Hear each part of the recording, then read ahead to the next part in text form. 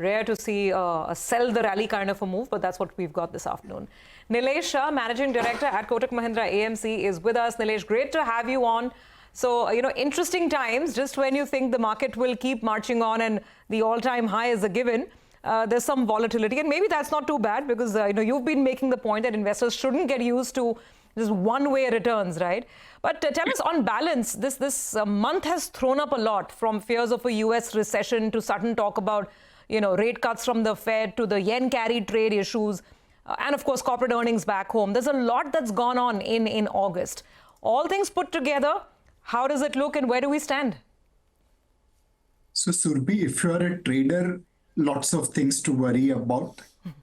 If you are an investor who can take some correction on stride, no need to worry. The India growth story continues to march on. Albeit, one will have to moderate return expectation. Normally, in the past, we were getting hammered because we delivered negative return. My fear this time is that we'll get hammered because we delivered below expected returns. Investors are believing 20, 30, 40% return is their birthright. I doubt if market will be able to deliver that kind of return. So this time, please moderate your return expectation. Go for quality stocks over momentum stocks. Go for high floating stock market discovered prices rather than concentrated holding and low floating stock. And go for reasonable valuation over sky high expensive valuations. But Nilesh, is a return disappointment a reason that we could see some sort of a market correction? Because this India long-term equity growth story has been sold so well, and rightfully so, that perhaps investors will take it into their stride that maybe we'll have 1 or 2 years of moderate returns, not the 30 to 40% that they're expecting. Is this something that, a miss on expectation, seeing a lower return compared to the past, a reason that we will see a correction in the market, according to you? So, Reema, there could be multiple reasons why corrections could come. There are enough reasons globally, from US soft landing or recession to Bangladesh to yen carry unwinding. And today I learned that there could be yuan carry unwinding as per Bloomberg, about $2 trillion worth of Chinese corporate investments are lying in dollar assets. And as US interest rate comes down, that money may come back to China. So there will be enough reasons available for correction. But we believe, based on our fundamentals, liquidity and sentiment, corrections are unlikely to be deeper like we saw during COVID time. They are more likely to be what we saw during October 21 to June 22 period, a minor correction, combination of time and price correction. And hopefully, those will be a great opportunity to invest. Hi, Nilesh. Good afternoon. What about the SME space? Is that a cause of bother for you? There's the social media is going viral about this 12 crore issue that garnered bids worth 2,700 crores odd. Is there a pocket that you'll be considerably worried about? So, Nigel, there are few things which you don't understand in life, like your wife and like SME. I agree.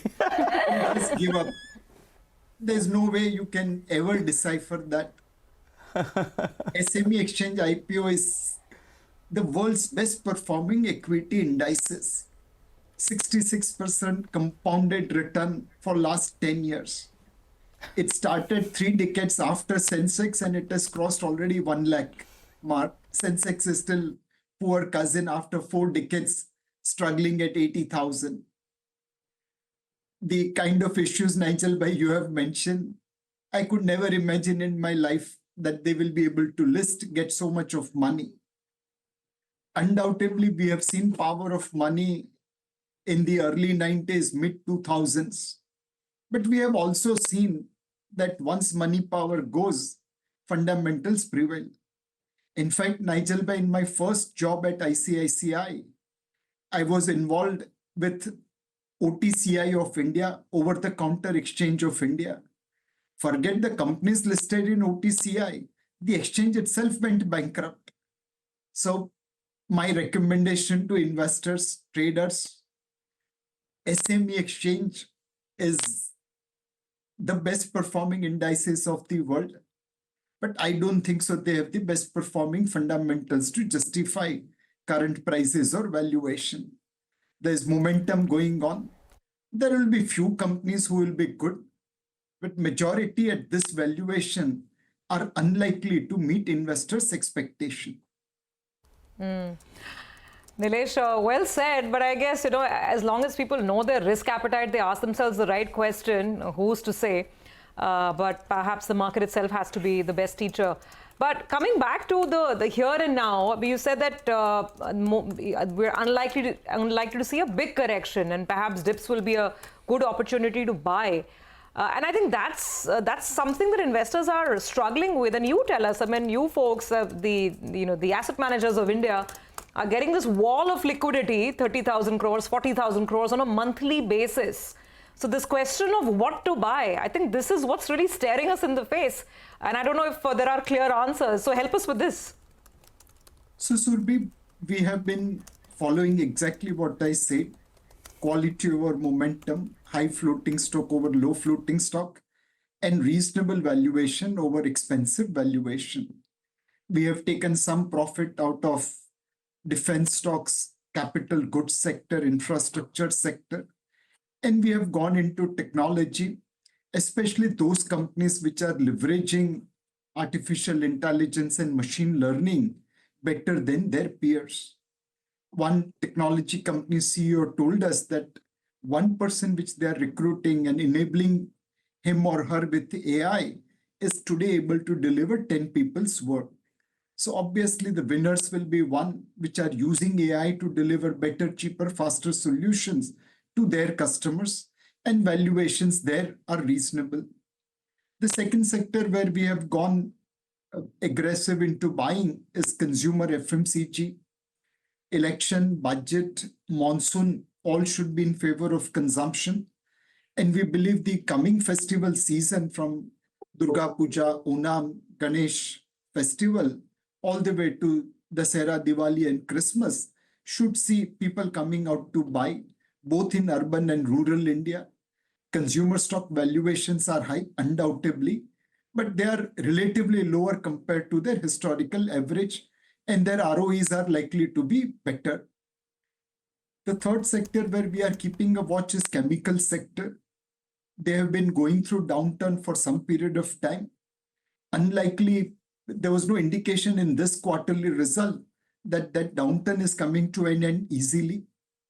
But companies have cut cost. They have increased their plant capacity by re-engineering. And today they are able to compete, albeit without profit, with Chinese dumping. Assuming at some point of time China dumping gets over, then this space could be interesting. And finally, there is banking sector, especially private sector banks.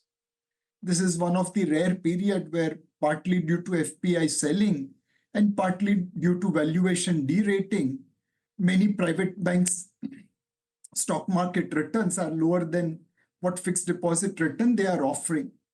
I think at some point of time, valuations there will bottom out. There are certain concerns in terms of liquidity coverage ratio guideline, which can impact this private sector bank's profitability. But once those guidelines are settled, I think there will be an opportunity in private bank.